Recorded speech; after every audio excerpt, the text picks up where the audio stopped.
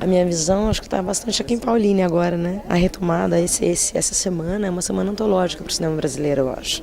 Isso aqui, não parar e continuar, eu acho que essa retomada é para nunca mais parar. Então esse é um significado, acho que é um sinônimo, Paulínia é um sinônimo de cinema brasileiro.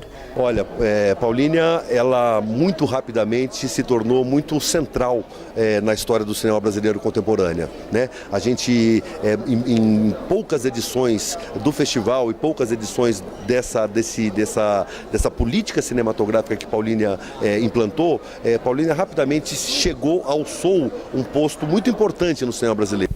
Nossa, tem uma importância ímpar, porque Paulínia sempre abraçou, né, os cineastas, os artistas, com suas ideias, e é um festival de suma importância, uma cena aquecida onde todo mundo vem, se encontra. Festival é festival, né?